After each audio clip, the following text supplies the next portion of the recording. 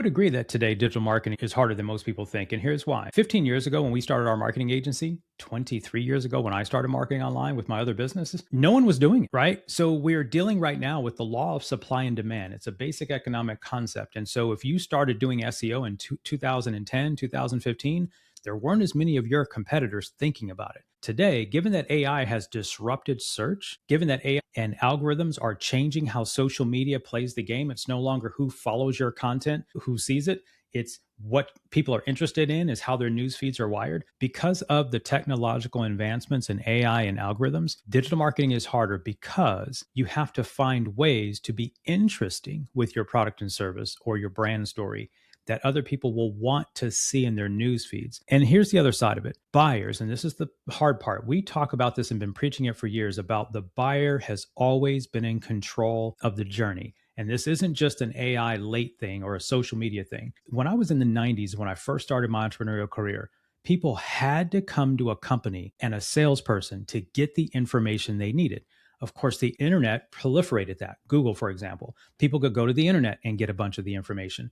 Then you add now the layer of AI. Everybody has access to a chatbot. Everyone has ChatGPT, Gemini, Claude, Perplexity, or whatever the sauce is that you're using on your phone. So now buyers are more enabled. So they don't need you anymore to get some of the cursory information, the exploratory information. And that is frustrating a lot of brands and a lot of businesses, mine and my clients as well. So the question becomes, is where digital marketing's gotten hard is the buyers more in control than they ever have been to make their own decisions and have their own agency about what products and services they're going to buy and get access to the information that they need to make a decision about what they want to do. That's what's making digital hard. So what do we do in spite of that? The goal in spite of that is to think about your brand and your story. And are you inviting someone into that story? Are you speaking to a person who has a problem that they can't solve on their own and finding a way to be known in advance is what we call it in our agency, call it KIA, known in advance. How do you get known before that problem manifests into a need to buy? So many of business owners are just chasing today's buyer, the buyer who wants to buy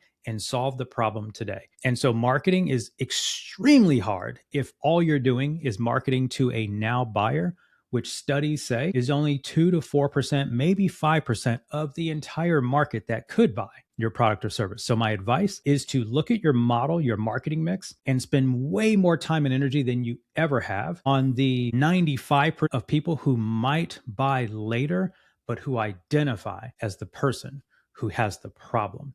You aren't going to capture them all. But when you reach that person and you show that you understand their problem, they are going to likely trust you to move them away from the problem when the pain gets big enough.